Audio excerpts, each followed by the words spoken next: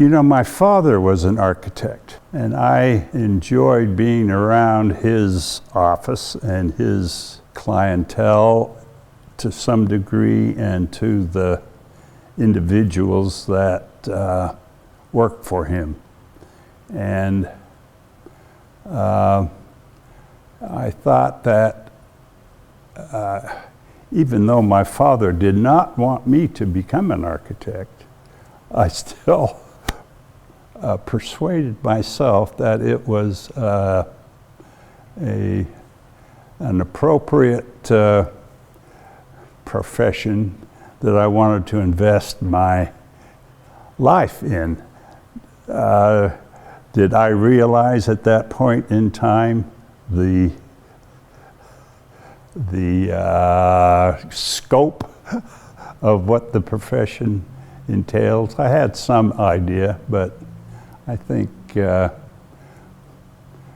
over time I became aware of the vicissitudes and the good things and some of the more difficult attributes of practicing architecture. I don't have a really good answer for you.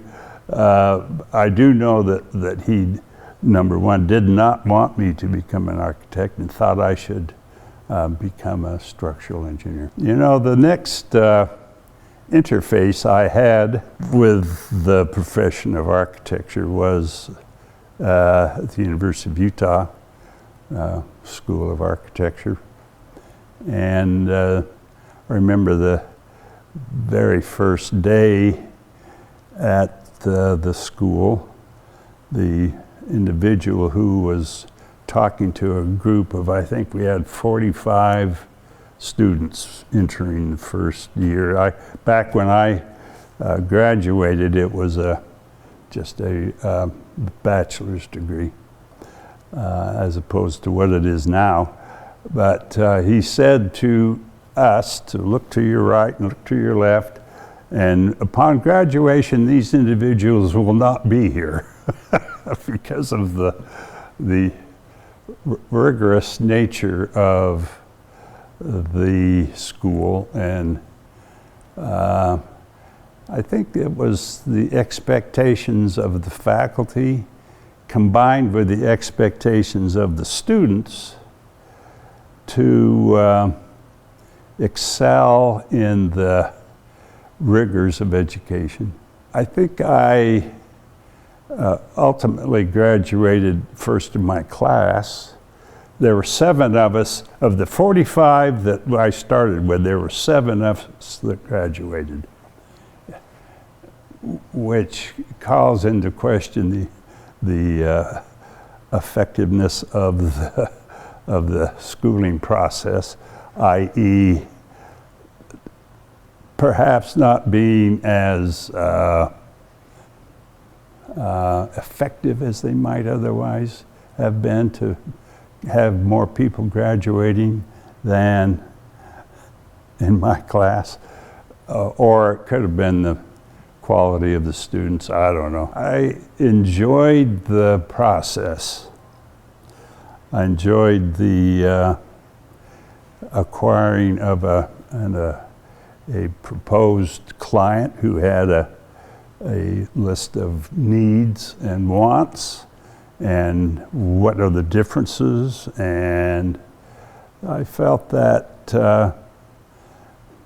going through the critiques and the dialogues between myself and my instructors in the college, I felt meaningful, and I was always excited about the future of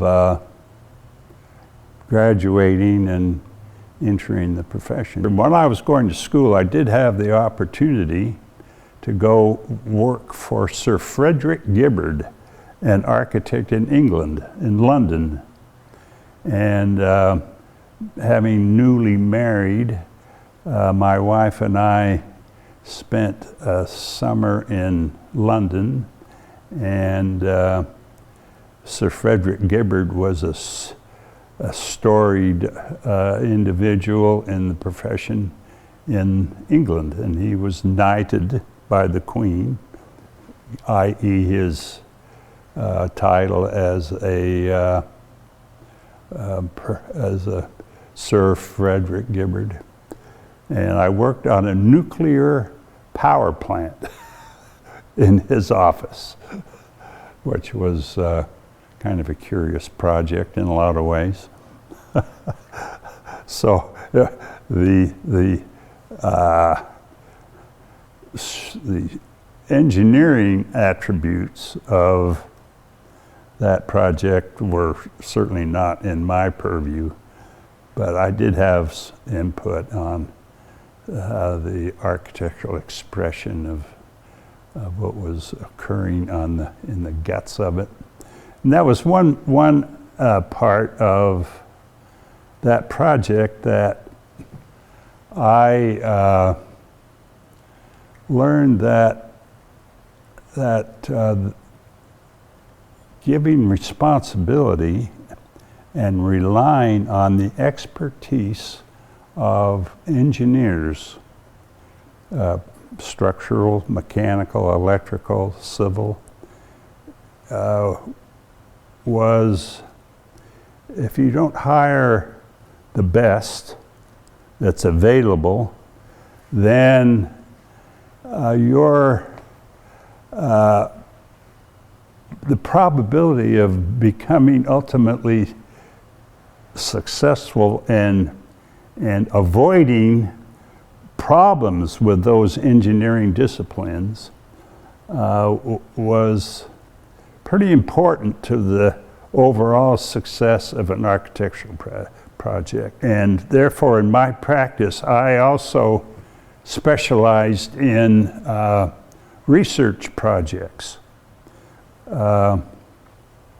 medical research, physical science research. So I'd specialize in laboratories. And I went to work for what I esteemed as a excellent architectural firm, Edwards and Daniels, and I had a nice relationship with those individuals as mentors. And then I worked for Richard Prouse. They had clients come to them and said, we love your product, and we would like to do this in Phoenix or in Spokane. And so they hired me to essentially design those projects, augmenting their in-house capacity for the plans and specs of the specific unit types. And then that became a little tedious.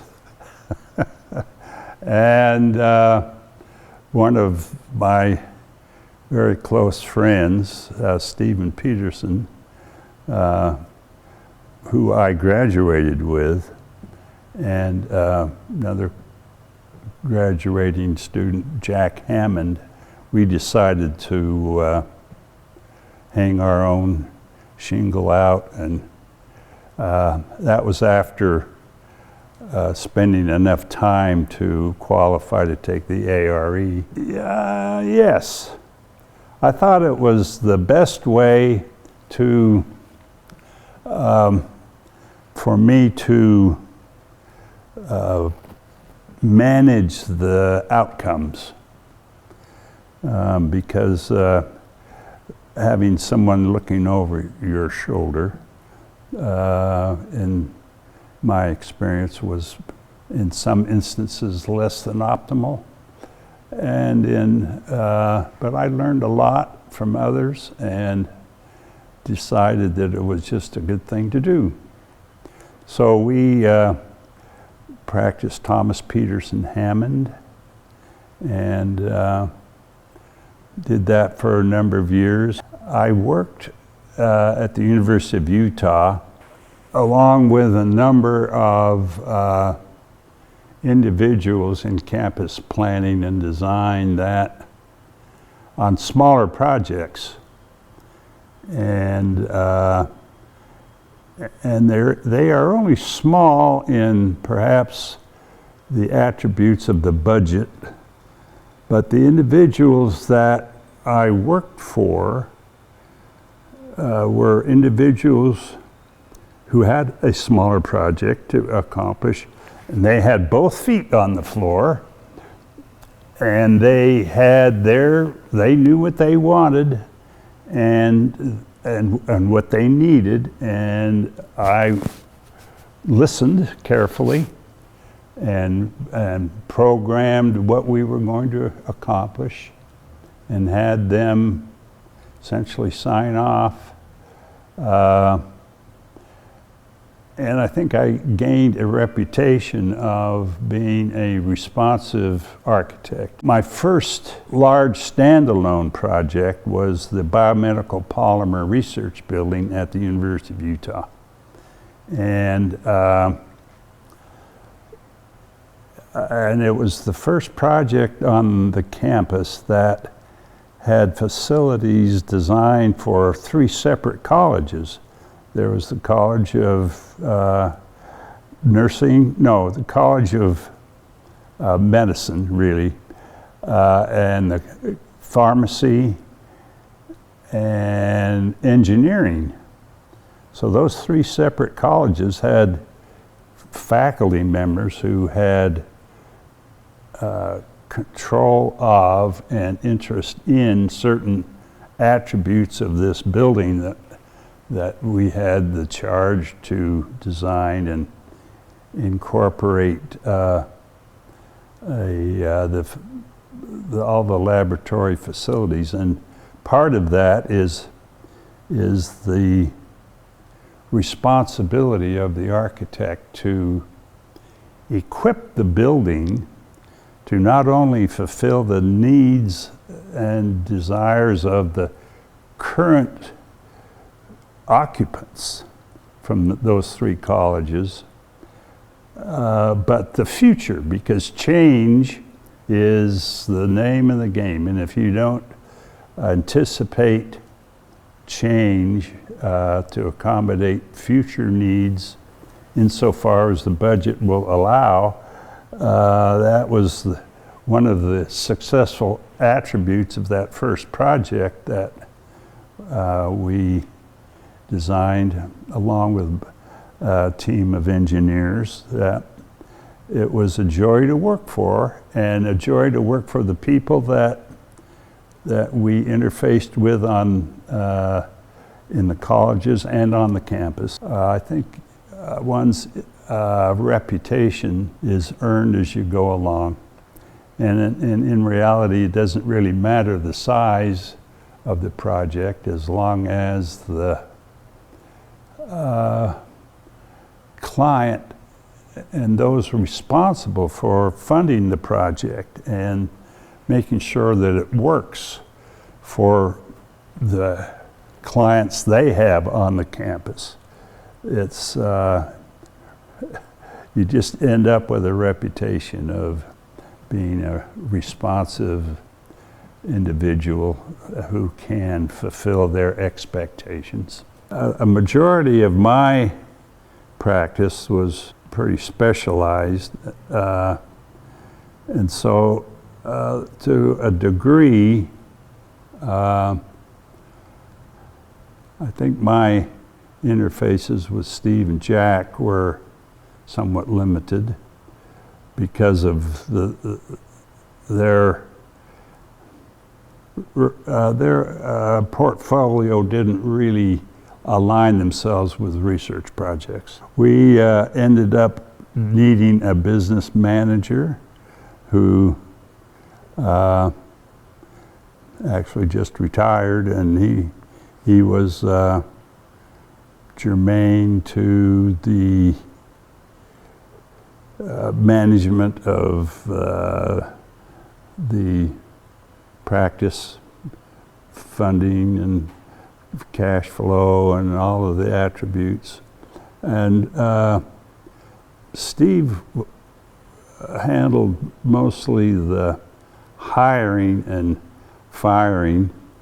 I remember Jack tried to fire somebody, and at the end of their conversation, he really didn't understand that he was fired. So clear communication was a cornerstone of my agenda with the clients I had, because if you don't have clear and concise communications, you're creating a situation with expectations that may or may not be fulfilled from both sides. There was a general contractor who, in talking with the gorillas in the room, if you will, at the university, they suggested to him to talk to Jensen Haslam and TPH and suggest that if we went after this project together in competition with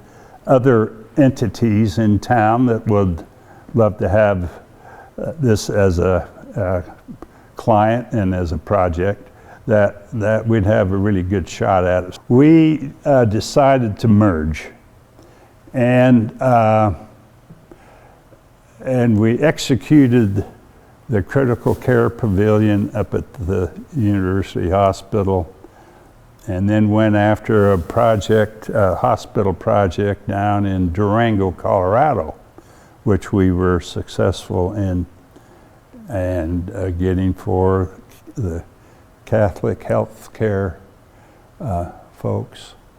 And as I understand it, that hospital down in Durango remains one of the profitable hospitals, because we worked hard at an efficient layout that any one department could expand without affecting other departments, which is kind of a historic problem of hospitals. Oh, we got more patients needing this service, and it's kind of landlocked. How do you deal with that? Because there's a domino effect. You have to move some people out to make room for this to go, and all of those issues about designing a complex facility like a hospital to accommodate changing needs. And same with laboratories. One of the attributes of a successful laboratory is that all of the utilities are brought to a lab that accommodate the initial user, but over time, if he needs deionized water and the original occupant didn't need it, well, then you bring it there anyway, so that the next guy in who might need it or may not, over time, eventually somebody will need that, and if it's available, then the fit up for a new client is diminished. It was so fun for me as a lead architect in these research projects to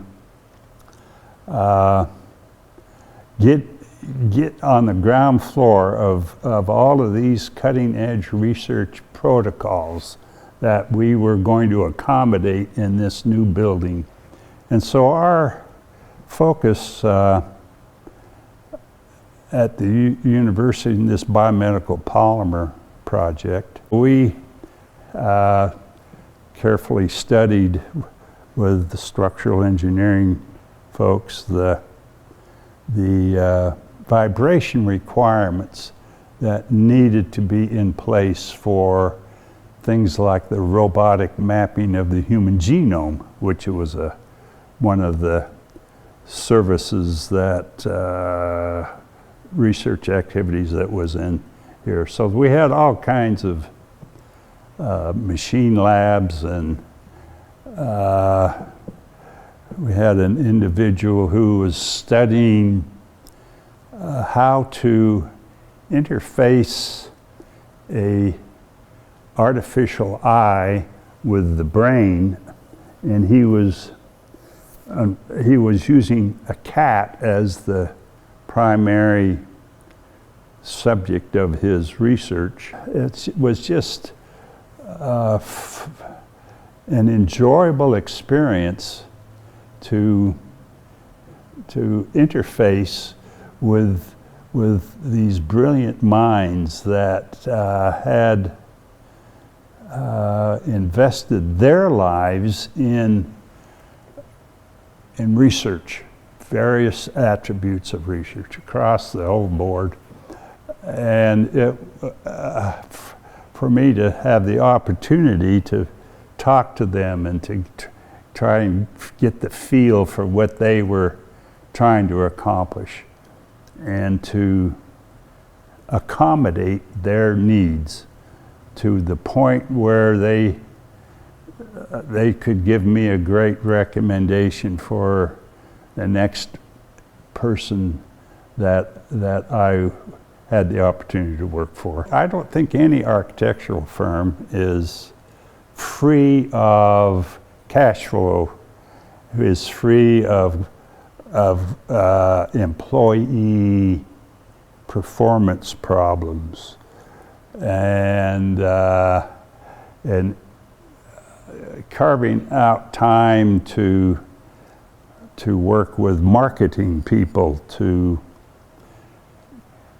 because you're so involved with the current project on your table, if you will.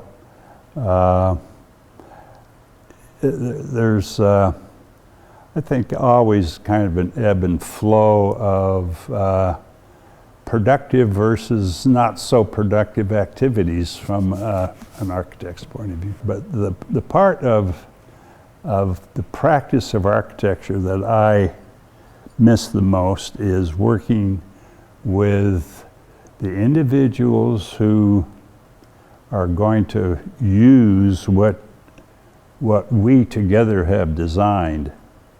The architect and his team of engineers and an individual representing himself and the employees involved in a research project to facilitate their activities, not necessarily our activities, but their activities, and to make sure they're happy with perhaps some of the suggestions we could make to streamline their activities and to make them as productive as possible.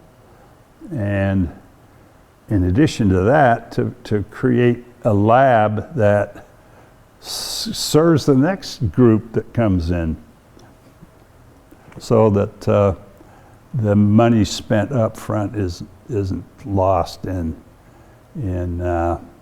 remodeling a lab that's antiquated. Yeah, well, yeah, but things change a lot. And I think the success of any one building is the degree to which it can respond to change. I don't know if I should share this with you guys or not, but I'm building my own coffin. And I want to take with me things that meant something to me. So in answer to your question, I am taking mechanical pencils and triangles and a slide rule. I've got a circular slide rule and the kind of normal sliding slide rule. And I'm taking with a bunch of stuff in my coffin that I used to earn a living. I'm not taking a computer. So in answer to your question about what changed, I can't count the number of New Year's resolutions I had made to every year. I'm going to learn how to use this apparatus for more than word processing and use it to draw with.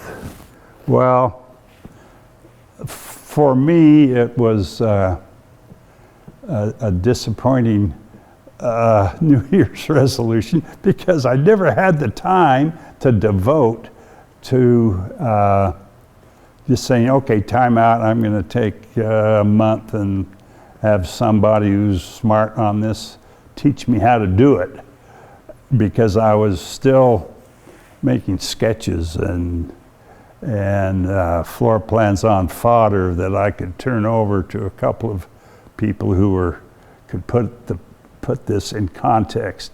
If I had any success in that transition was when you have trusted individuals who you could give a sketch to, and they could configure it and ask questions and have a rapport between me and a CAD drafter. It was as important to the development of a project as the communication between me and a client. I mean, you just having that information funneled through me as an architect. My first wife died of lung cancer, and she'd never smoked, or she was a wonderful person, and that was a huge disappointment to me, to have the love of my life pass away. And going through this experience kind of taught me that that you have problems probably to increase your ability to deal with them. And that was a pretty tough nut to swallow. I've run 9 marathons, and one of the memorable experiences they're all St. George marathons. So I happened to be running next to a guy from Hawaii, and I was feeling it, and he was feeling it, and he says, when I get to these points in a marathon, I think, what is the worst thing that I've had to deal with in my life, and compare it to what we're experiencing at this juncture. This doesn't seem to be as much of a deal as it might otherwise. And so I'd always remember that and think of the passing of my wife, and therefore running the marathons wasn't that tough. I think my mettle was tempered to a degree by disappointments outside the practice of architecture. Aligning yourself with clients who have integrity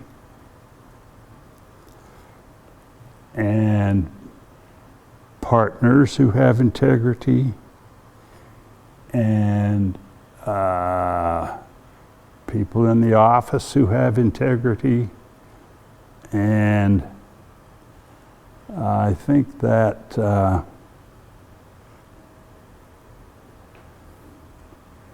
doing your best work every day with people that you can learn to love to work with. Because if you go to work every day and you don't love the people that you're working with, it becomes more difficult. And I think love is an appropriate term. It's the joy that one feels when one's effort is appreciated by the people you work with, by your family and your clients. I just think that